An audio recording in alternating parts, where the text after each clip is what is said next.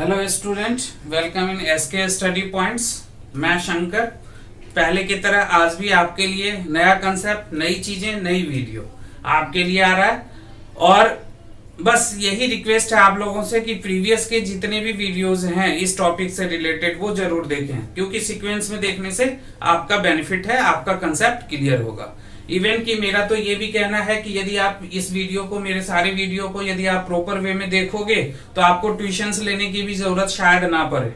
क्यों कि जो भी आपके प्रॉब्लम होंगे उसको आप जो कमेंट सेक्शन है उसमें आप यदि मेरे से पूछोगे तो मैं जरूर आपको रिप्लाई करूंगा। तो ये एक बहुत बड़ी बेनिफिट है आपके लिए। तो लेट्स स्टार्ट। आज हम जो करने जा रहे हैं वो मैक्रो इकोनॉमिक्स क्लास 11th के लिए डिमांड का पार्ट 6 हम करने जा रहे हैं। और टॉपिक जो है हमारा वो है शिफ्टिंग इन डिमांड या change in demand. Change in demand हम कह सकते हैं इसको, चेंज इन डिमांड, या इसको हम शिफ्टिंग इन डिमांड कर्व। यदि ग्राफिकल प्रेजेंटेशन होगा तो shifting in demand curve, demand curve हम इसको कह सकते हैं। अब ये जो होता है, अब ये लास्ट वीडियो में मैंने आपको बताया है चेंज इन क्वांटिटी डिमांडेड, जो कि movement along with demand curve है। उसमें और इसमें फर्क क्या है? उसमें क्या था कि वो होता है इट्स, यानी वो आप शायद ना समझ पाओ तो मैं वर्ड बोल देता हूं। वो था quantity demanded, change in quantity demanded. Change in quantity demanded जो होते हैं वो due to change in price होता है, और शिफ्टिंग इन डिमांड कर्व होता है due to change in other factor, due to change in other factor other than price. Price को छोड़ के रेस्ट जितनी भी फैक्टर्स हैं जो मैंने आपको बताया हुआ है, शायद आपने डिमांड का, यदि लॉ ऑफ डिमांड या डिमांड का जो फर्स्ट पार्ट है वो आपने किया होगा, उसमें मैंने बताया है dx equals to functions of p, px, pr, y, te। तो इसमें px को छोड़ के जितने भी रेस्ट फैक्टर हैं वो क्या होते हैं, उसमें चेंजेज होता है, प्राइस में चेंज नहीं होता है। यानी px हमारा कांस्टेंट रहेगा और चेंज होगा अदर फैक्टर। देखो ये दोनों दो पार्ट्स में डिवाइड होते हैं। एक को हम इंक्रीज इन डिमांड कहते हैं, इंक्रीज इन डिमांड, और दूसरा हमारा डिक्रीज इन डिमांड है। अब आपको समझ में आ गया होगा कि मैंने लास्ट वीडियो में क्यों बार बार कहा कि इंक्रीज इन क्वांटिटी डिमांडेड की जगह इंक्रीज इन डिमांड नहीं कहेंगे, क्योंकि दोनों के मीनिंग अलग अलग है। अब decrease in demand, in demand, अब देखो कि ये दोनों ही जो फंक्शंस करता है वो करता है due to change in factor other than price. यानी प्राइस को छोड़ के जितने भी चीजें हैं वो क्या होगा, उसके में चेंज होगा, जिसके कारण चेंज इन डिमांड होता है, जिसको आप शिफ्टिंग इन डिमांड कहते हो। तो ये तो हो गए आपके रीजंस। अब मैं एक एक, पहले मैं इंक्रीज इन डिमांड बताऊंगा और उसके बाद डिक्रीज इन डिमांड बताऊंगा। तो चलते हैं, हम पहले समझते हैं increase in demand.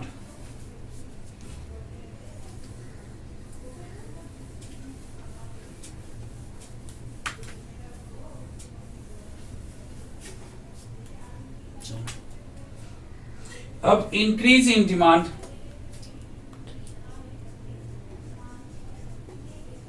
Increase in demand,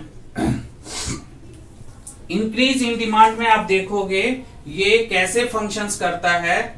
तो इसमें कहता है it's occur due to change in factor other than price. तो इसको स्टेटमेंट में हम इसको कैसे हम इसको डिफाइन करें, तो इसका डेफिनेशन होता है कि when a consumer purchase more units at same price or same unit same unit at higher price. याद रहेगा आप लोगों को कि इंक्रीज इन डिमांड कब होगा, कि जब कोई कंज्यूमर सेम प्राइस पे ज्यादा क्वांटिटी खरीदने लगता है तो उसको हम कहते हैं इंक्रीज इन डिमांड। या उसी प्राइस पे या सेम प्राइस पे वो क्या करता है कि जब प्राइस उसका हायर होता है, हाई होता है, तो वो सेम क्वांटिटी खरीदता है। मैं फिर से रिपीट कर देता हूं कि जब प्राइस सेम हो और क्वांटिटी ज्यादा ले रहा हो, प्राइस सेम हो और कंज्यूमर क्वांटिटी ज्यादा ले रहा हो, या फिर प्राइस बढ़ गई हो लेकिन फिर भी वो उतना ही खरीद रहा हो जितना वो पहले खरीदता था, तो उसी को हम इंक्रीज इन डिमांड कहेंगे। यानी स्टेटमेंट आपका हो गया कि when a consumer purchase same unit at higher price और same unit at higher price and more unit at same price. जरा उल्टा मैंने स्टेटमेंट बोला है तो इसको सीधे तौर से मैं बोल दूं कि when consumer purchase same unit more unit at same price और same unit at higher price. तो ये क्लियर। इसको अब हम लोग शेड्यूल में देखते हैं और फिर डायग्राम में देखेंगे तो समझ में आ जाएगा। ये डिमांड शेड्यूल हो गया, डिमांड शेड्यूल। यहां हो गया हमारा प्राइस और यहां क्वांटिटी।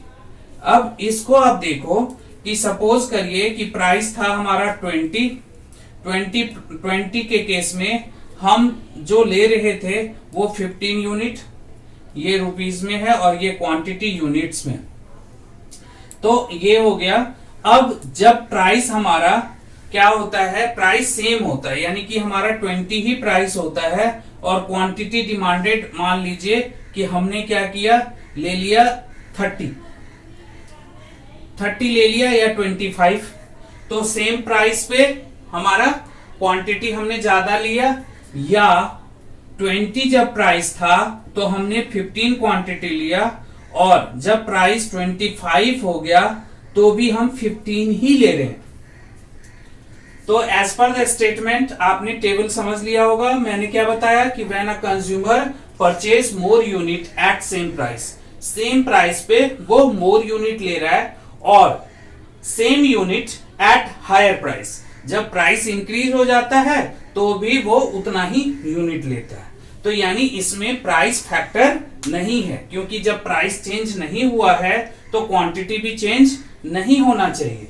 और as per the law of demand कि प्राइस के बढ़ने से हमारा क्वांटिटी डिमांडेड कम होना चाहिए, लेकिन यहां बढ़ रहा है। इसका मतलब है कि इसमें प्राइस फंक्शन नहीं कर रहा है। कौन सा चीज फंक्शंस कर रहा है? Other factor other than price. तो जैसा मैंने बताया कि इसमें प्राइस कांस्टेंट होता है, प्राइस का कोई रोल नहीं होता। किसमें? क्वांटिटी के चेंज होने में किसका रोल है? तो फैक्टर अदर देन प्राइस। अब इसका हम डायग्राम देखते हैं।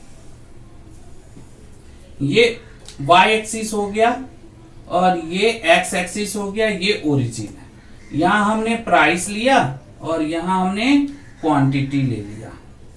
अब इसमें भी मैं इनपुट के थ्रू ही मैं आपको बता रहा हूं, वेरिएबल इनपुट्स के थ्रू, कि यहां मैंने प्राइस लिया ओपी, प्राइस लिया ओपी, और क्वांटिटी डिमांडेड ओपी पे कितना है? ओक्यू है। ठीक है जी। अब आप देखिए कि इस प्राइस पे क्या होता है कि ये एक डिमांड कर्व ऐसे बना दीजिए। ये डिमांड कर्व हो गया, इस पे डी एंड डी। अब देखो कि एज पर द टेबल हमारा प्राइस सेम है, क्वांटिटी डिमांडेड इंक्रीज हो गया, तो प्राइस को सेम रखते हैं हम और क्वांटिटी डिमांडेड हम बढ़ा लेते हैं। यानी कि ये हो गया हमारा Q1। इसको आप डॉटेड में ही लें। और इसके अलावा अब क्या है कि हम यहाँ पे स्केल के through with the help of scale हम एक यहाँ पे डिमांड कर्व बना लेते हैं। और ये यदि डॉटेड हो तो बहुत बढ़िया, क्योंकि इमेजिनरी लाइन हमेशा हम डॉटेड में देते हैं, इसलिए इसको डॉटेड ले लें आप। तो ये हमारा हो गया D dash and D dash. ठीक है। अब आप देखो कि इधर को मूव कर रहा है, यानी सेम प्राइस पे हम ज्यादा क्वांटिटी लेने लगे, या दूसरा स्टेटमेंट कह रहा है कि जब प्राइस इंक्रीज कर जाती है तो भी वो उतना ही यूनिट लेता है। तो यहां से एक डॉटेड लाइन आप ऐसे ले लें, ऐसे, और जहां टच कर रहा हो वहां से एक ऐसे लाइन मिला लें और इसको P1 ले लें। अब आप देख रहे होंगे कि जैसा टेबल है वैसा ही हमारा डायग्राम बना कि सेम प्राइस पे यानी ओपी पे ही हम ओक्यू क्वांटिटी यानी इतना ले रहे हैं, और जब प्राइस इंक्रीज हो जाता है यानी कि ओपी से OP1 हो जाता है तो भी हमारा क्वांटिटी उतना ही है। इसीलिए इसको हम कहते हैं right word shift, right word shift. यही हमारा हो गया इंक्रीज इन डिमांड। इसको आप गलती से भी इंक्रीज इन क्वांटिटी डिमांडेड नहीं लिखना है। तो सॉरी, आप समझ गए होंगे कि इंक्रीज इन डिमांड हम क्या होता है हमारे लिए कि when a consumer purchase more unit at same price और same unit at higher price. इसमें ये टेबल आप लोगे, फिर ये डायग्राम करोगे, तो डायग्राम भी आप समझ गए होंगे। अब हम करेंगे डिक्रीज इन डिमांड। अब हम करेंगे decrease in demand, decrease in demand. इसको भी सेम मैं बार बार रिपीट कर रहा हूं, इसको डिक्रीज इन क्वांटिटी डिमांडेड नहीं लिखना है, ये डिक्रीज इन डिमांड होता है। डिक्रीज इन डिमांड होता है due to change in factor other than price. मैं बार बार इसलिए रिपीट कर रहा हूं कि मोस्ट ऑफ द स्टूडेंट इसमें मिस्टेक करते हैं, जहां चेंज इन क्वांटिटी डिमांडेड लिखने का वहां चेंज इन डिमांड लिख देते हैं, जहां चेंज इन डिमांड लिखना है वहां पे चेंज इन क्वांटिटी डिमांडेड लेते हैं। तो इससे क्या होता है, उनको मार्क्स मिलता है 0। तो ऐसे काम नहीं करना है जिससे कि आपका मार्क्स कटे। तो डिक्रीज इन डिमांड, इसको हम राइट वर्ड हमने देखा, इसको लेफ्ट वर्ड शिफ्टिंग भी हम कहते हैं। इसका स्टेटमेंट क्या कहता है? इसका स्टेटमेंट कहता है कि when a consumer purchase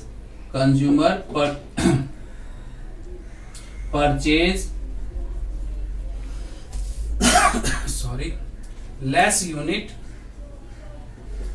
at same price or same unit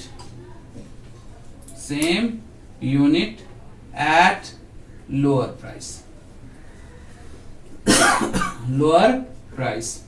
अब आप देखो कि when a consumer purchase less unit at same price पे वो लेस यूनिट लेने लगा, हो सकता है उसकी इनकम कम हो गई हो, इसके कारण वो ले लिया हो, यानी प्राइस का इफेक्ट नहीं है।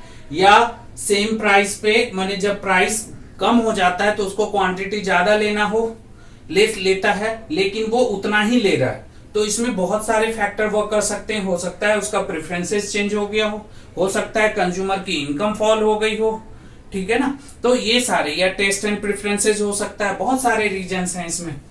तो हम स्टेटमेंट हमें बिल्कुल याद रखना है कि when a consumer purchase less unit at same price और same unit at lower price. अब इसका यदि मैं डिमांड शेड्यूल देखूं, तो ये हो गया हमारा प्राइस, ठीक है, और ये हो गया हमारा क्वांटिटी, ठीक है। ये हमारा यूनिट्स है, जो भी यूनिट्स होगा तो ये हो गया। अब इसमें देखिए कि जैसा मैंने वहां लिया था कि 20 पे मान लीजिए कि मैंने लिया 30, when the price of the commodities 20, quantity consumed by the consumer is 30 unit. When it, अब now price is same, price आपका सेम रखना है और क्वांटिटी डिमांडेड को कम कर देना है, यानी कि इसको मान लीजिए हमने 20 यूनिट्स ले लिया। यानी पहला पार्ट जो स्टेटमेंट का वो क्लियर कि when a consumer purchase less unit at same price same है और वो लेस यूनिट ले रहा है। दूसरा स्टेटमेंट कह रहा है कि या फिर प्राइस कम हो जाने पे भी वो उतना ही यूनिट लेता है, यानी कि यदि ये 20 रुपीज का वो 30 यूनिट ले रहा था और यदि ये 15 हो जाता है तो भी वो 30 यूनिट ही ले रहा है। तो यानी जैसा स्टेटमेंट है हमारा वैसा ही हमारा शेड्यूल बनके तैयार। अब हमारे पास क्या है कि हम इसको डायग्राम में देखें तो ये हमारा हो गया y एक्सिस और ये हो गया हमारा x एक्सिस, यहाँ ओरिजिन, और ये हो गया प्राइस और ये क्वांटिटी। आप चाहो तो इसको प्लॉट करो, बार बार मैं कहता हूं इस चीज को, नहीं तो मेरी तरह आप वेरिएबल इनपुट्स की हेल्प ले सकते हैं। जैसे मैंने ले लिया ओपी मैंने प्राइस ले लिया और ओपी प्राइस पे मैंने क्या किया, क्वांटिटी ले लिया जी ओक्यू। ठीक, अब ओक्यू क्वांटिटी है किस पे, ओपी प्राइस पे। तो डिमांड कर्व हमारा क्या हुआ, एस, ये हो गया हमारा डी एंड डी। अब हमारा स्टेटमेंट क्या कह रहा है, हमारा स्टेटमेंट कह रहा है कि कंज्यूमर सेम प्राइस पे वो लेस यूनिट लेता है। तो सेम प्राइस तो यही है, तो यहां से हम ऐसे एक डॉटेड लाइन स्केल के थ्रू बिल्कुल स्ट्रेट लाइन ले लेंगे और फिर एक डिमांड कर्व यूं हम बना देंगे ऐसे। ये हो जाएगा हमारा D dash and D dash. अब इसमें क्या है, दूसरी कहानी इसमें क्या है कि दूसरी कहानी ये है कि प्राइस के फॉल होने से क्वांटिटी उतनी, तो यहां पे ये कट हो रहा है, यहां से एक लाइन ऐसे डॉटेड आप मिला लीजिए, ये P0 हो गया, तो ये हो गया Q0। अब देखिए सेम प्राइस पे जब ओपी प्राइस था तो पहले कंज्यूमर कितना क्वांटिटी लेता था, ओक्यू, और जब उसी प्राइस पे अब वो कितना लेने लगा, OQ0, या फिर प्राइस के फॉल होने से भी वो उतना ही यूनिट ले रहा है, यानी OQ यूनिट ले रहा है, तो ये इधर को शिफ्ट हो जाता है। ठीक है, तो इसको हम कहेंगे leftward shift, leftward shift, shifting of demand curve, TD curve. ठीक है, और इसी को हम डिक्रीज इन डिमांड कहेंगे। क्या कहेंगे, डिक्रीज इन डिमांड। ठीक है जी, तो ये तो हो गया आपका डिक्रीज इन डिमांड। तो ये आपको ऐसे ही लर्न रखना है। हाँ, अब है कि अब आप ऐसा करें कि आपके लिए एक होमवर्क भी मैं दे देता हूं, आपके टेक्स्ट बुक में होगा कि दोनों में डिफरेंस किस में आएगा। डिफरेंस कभी भी इंक्रीज और डिक्रीज में नॉर्मली नहीं आता है, या एक्सपेंशन और कॉन्ट्रैक्शन में नॉर्मली डिफरेंस नहीं आता है। डिफरेंस किस में आएगा, आपसे पूछा जाएगा कि distinguish between increase in quantity demanded and increase in demand, या decrease in quantity demanded and decrease in demand. तो आपके लिए होमवर्क ये है कि आपके बुक में, टेक्स्ट बुक में डिफरेंसेस दे रखे होंगे, उसको आप लर्न कर लीजिए और ये आपके लिए फायदेमंद रहेगा। नहीं तो मैं किसी वीडियो में, जैसे आगे मैं इस चैप्टर में जो पार्ट 7 आएगा उसमें मैं सारा डायग्राम करवाने वाला हूँ, सारा डायग्राम, जो भी अभी तक का डायग्राम है वो सारा का सारा डायग्राम मैं उसमें कराऊंगा। तो उसमें यदि टाइम बच गया तो मैं कोशिश करूंगा कि वहां आपको डिस्टिंग्विश बता दूं। फिलहाल आपके समझ में डिस्टिंग्विश आ ही गया होगा कि एक प्राइस के कारण होता है, एक अदर फैक्टर होता है, एक में डाउनवर्ड मूवमेंट होता है तो दूसरे में आपका राइटवर्ड शिफ्ट होता है, एक में अपवर्ड मूवमेंट होता है तो दूसरे में लेफ्टवर्ड शिफ्ट होता है। तो ये सारे डिफरेंसेस हैं जो डिफरेंसेस आपको लर्न करने हैं। तो आज ये पोर्शन हो गया, नेक्स्ट वीडियो में हम करेंगे सारे डायग्राम के लिए आप इंतजार करिए। डायग्राम सारा एक यानी कि जो मैंने गिफिन गुड्स से रिलेटेड था, नॉर्मल गुड्स से रिलेटेड था, वो भी मैं आपको कराऊंगा, और भी हाँ सब्स्टिट्यूट इफेक्ट और कॉम्प्लीमेंट्री इफेक्ट ये भी उसमें डायग्राम में आ जाएगा। तो सारा डायग्राम मैं कह सकता हूँ कि सारा डायग्राम जो भी आपके सिलेबस में है सारा डायग्राम मैं नेक्स्ट वीडियो में आपको करवा दूंगा। उसके बाद शुरू होगा इलास्टिसिटी। तो फिलहाल हम यहीं ब्रेक करते हैं, और हाँ जिस स्टूडेंट ने अभी तक सब्सक्राइब नहीं किया है सब्सक्राइब करें, शेयर करें और लाइक करें। शेयर तो जरूर करें जिससे और भी स्टूडेंट्स को फायदा हो, और कमेंट्स करें जो भी कमेंट्स आपके हैं, उस कमेंट्स का मैं इंतजार करता हूं और उसको आपको प्रॉपर रिप्लाई आपको मिलेगा। तो आज इतना ही, मिलते हैं हम लोग नेक्स्ट वीडियो में। Thank you.